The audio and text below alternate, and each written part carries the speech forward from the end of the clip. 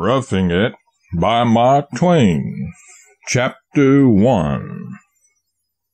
My brother had just been appointed Secretary of Nevada Territory, an office of such majesty that it concentrated in itself the duties and dignities of Treasurer, Comptroller, Secretary of State, and acting governor in the governor's absence.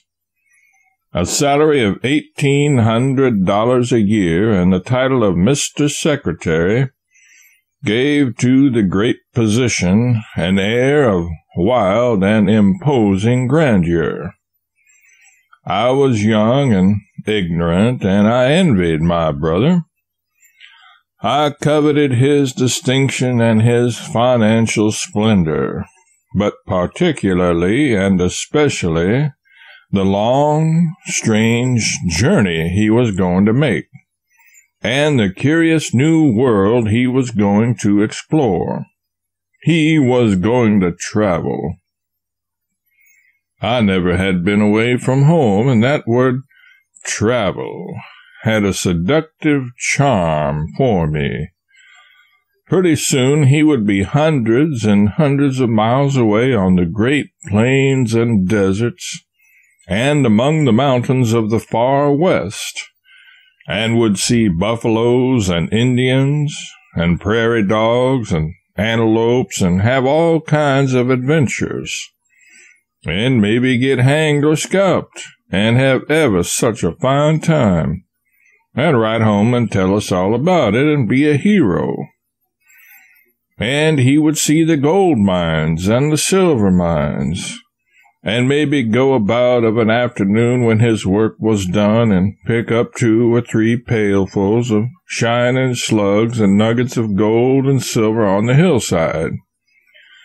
And by he would become very rich and return home by sea, and be able to talk as calmly about San Francisco and the ocean and the isthmus as if it was nothing of any consequences to have seen those marvels face to face.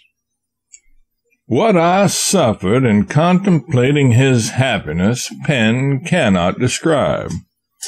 And so, when he offered me in cold blood the sublime position of private secretary under him, it appeared to me that the heavens and the earth had passed away, and the firmament was rolled together as a scroll. I had nothing more to desire. My contentment was complete. At the end of an hour or 2, I was ready for the journey. Not much packing up was necessary, because we were going in the overland stage from the Missouri frontier to Nevada, and passengers were only allowed a small quantity of baggage apiece. There was no Pacific Railroad in those fine times of 10 or 12 years ago, not a single rail of it. I only proposed to stay in Nevada 3 months. I had no thought of staying longer than that. I meant to see all I could that was new and strange, and then hurry home to business.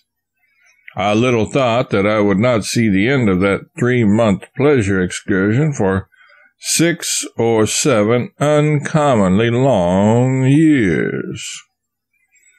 I dreamed all night about Indians, deserts, and silver bars, and in due time next day we took shipping at the St. Louis wharf on board a steamboat bound up the Missouri River. We were 6 days gone from St. Louis to St. Joe, a trip that was so dull and sleepy and eventless that it has left no more impression on my memory than if its duration had been 6 minutes instead of that many days.